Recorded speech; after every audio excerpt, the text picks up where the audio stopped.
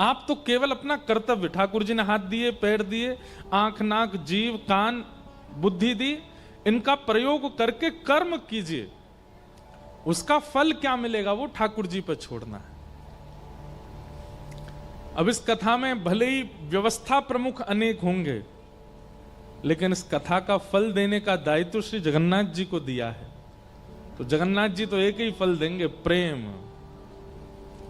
जितने भुसावल के लोग कथा में आ रहे हैं सब प्रेमी हो जाएं। देखिए, ज्ञानी आप अध्ययन करके, स्वाध्याय करके हो जाओगे, धनवान आप परिश्रम करके हो जाओगे, योग्य आप अपने स्किल्स को और मॉडिफाई करके योग्य बन जाओगे, लेकिन प्रेमी तो इन्हीं की कृपा से बन सकते हो। आपको प्यार करना संसार सिखा देगा, लेकिन प्रेम करना तो केवल जगन्नाथ जी सिखाएंगे। प्रेम, प्रेम, प्रेम की परिभाषाएं अनेक हैं। 9 साल से तो मैं कह रहा हूं मंच से, पिछले 50 वर्षों से हमारे पूज्य पिताजी कह रहे हैं, 100 वर्षों से अनेक संत जन कह रहे हैं, 400 वर्षों से तुकाराम जी कह रहे हैं, 1000 वर्षों से जी जयदेव महाप्रभु कह रहे हैं। सब कह क्या रहे हैं? सब प्रेम ही तो कह रहे हैं। प्रेम की परिभाषा कोई एक शब्द में कहना और एक संख्या में या एक सीमित भाव में सुनाने की नहीं है। प्रेम तो अद्भुत है। संसार प्रेम नहीं जानता, संसार प्यार जानता है। प्रेम तो ठाकुर जी सिखाते हैं। श्री जगन्नाथ जी, कभी आपने विचार किया कि इनका मुख ऐसा क्यों है, इनके हाथ ऐसे पिघले पिघले क्यों हैं, ये सर्वांगीण अंग ऐसा क्यों है श्री जगन्नाथ जी का?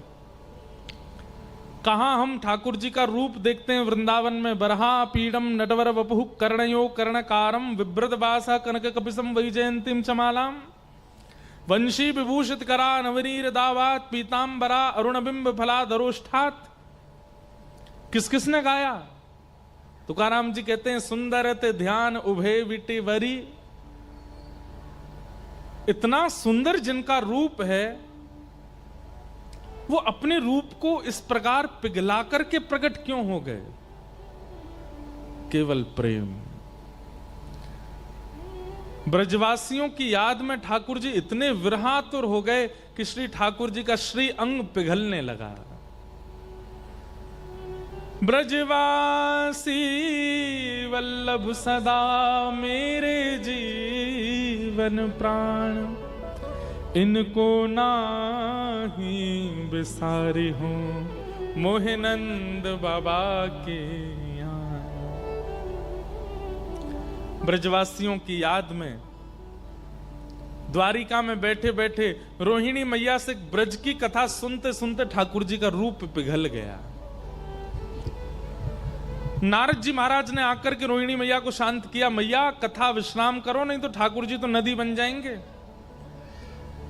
तब रोहिणी मैया ने कथा विश्राम की तो ठाकुर जी का ये रूप। अच्छा, हाथ ऐसे क्यों कि मानो अपनी भुजा पसार करके कह रहे हो कि ब्रजवासियों को कोई ला के मेरे हृदय से लगा दो। ऐसे ठाकुर जी प्रकट हो गए। नारद जी महाराज बोले, भगवान आप अपने मूल रूप में दोबारा आ जाइए, ये रूप हम देख नहीं पा रहे आपका, आप ऐसे पिघल गए मोमबत्ती की तरह।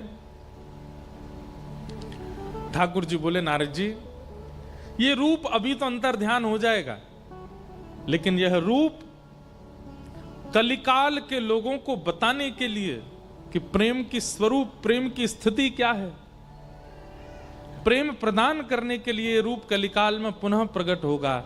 इंद्रद्युम्न राजा पर कृपा करके मैं श्री जगन्नाथ बन करके आऊंगा, इसी रूप में आऊंगा और पूरे विश्व को दर्शन दूंगा। तब महाप्रभु जी इंद्रद्युम्न राजा पर कृपा करके श्री जगन्नाथ रूप में प्रकट हुए। और जगन्नाथ रूप में प्रकट होकर के जब आप इनका रूप देखते हैं तो आपके नेत्र सजल हो जाने चाहिए। जगन्नाथपुरी जाएंगे ना तो एक लीला आपको दिखेगी।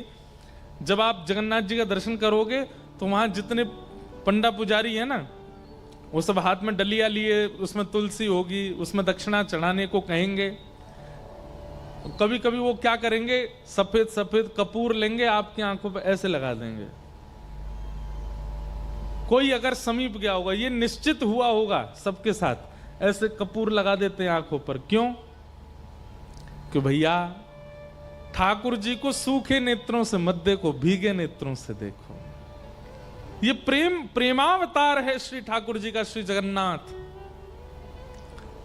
प्रेम विगलित हैं श्री ठाकुर जी, इनके लिए तो सजल नेत्र कर लो। अब हम लोग इतने कठोर हृदय के हैं कि देख करके तो हमारा नेत्र सजल होते नहीं, इसलिए जबरदस्ती कपूर लगाते कि आपके नेत्र सजल हो जाए।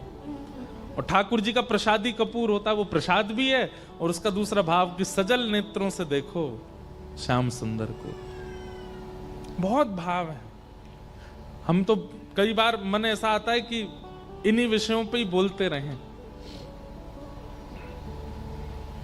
इन्हीं विषयों का भाव कहते रहें। ऐसे महाप्रभु श्री जगन्नाथ जी इस कथा के आयोजक बन के बैठे।